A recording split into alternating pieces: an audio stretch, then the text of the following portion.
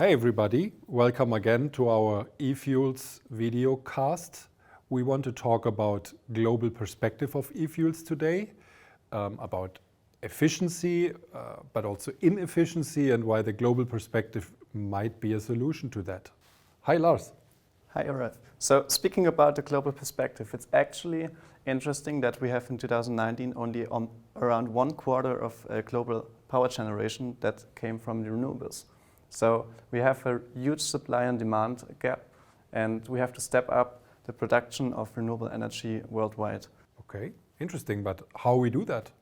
So the good thing is there are plenty of locations with high potential of renewable energies, like wind power in Chile, or solar power in the Sahara, or also hydropower in Norway.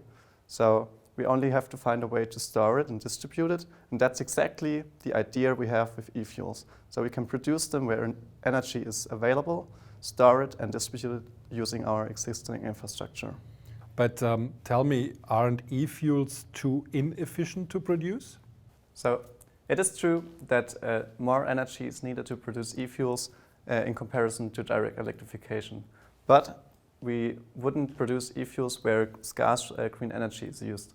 So if you look at this chart, I talked about the example of Africa and solar power that is available there. And due to better solar radiation, or if you look at Chile, for example, more windcraft that is available, the efficiency of renewable energy is way higher than it would be compared to direct electrification.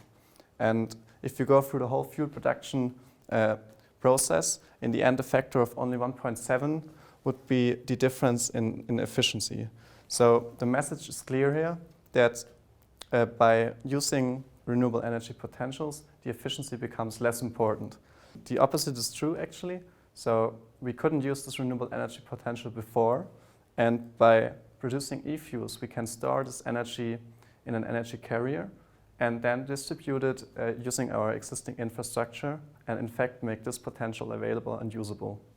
So, but isn't this renewable energy produced there not better needed in the countries where it is produced instead of exported? Or in other words, how is the impact of this global cooperation? So we would produce eFuels in regions that have more energy than the region itself needed, so it can be exported. At the same time, for example, in Patagonia, in Chile, only 1.5 people per square meter live in those regions, so there is no industry yet, and investments could bring industry to them. At the same time, technology is exported, and jobs could be created locally. In the end, there would be a total effect of around 280,000 jobs that could be created by eFuels, and that would only by 10% of the fuel demand at the moment, this would be met. So this would be applicable to all the regions that eFuels could be produced, like for example in Australia, North Africa, or in Chile. So in particular, economically weaker countries could benefit a lot by producing eFuels, and €1 of investment could add 12 euro of added value locally. So there would be high benefits for those countries as well. Wow, sounds like a classical win-win situation, right? And when we take the current energy crisis, which we are in right now due to the war Russia started in Ukraine, how would be the impact of eFuels in that perspective? So at the moment we are highly dependent on fossil fuel from especially Russia. And eFuels could be a solution to reduce dependencies as well as in transitioning to a green energy system. If we look at the European legislation that is on the table at the moment, we have the Renewable Energy Directive.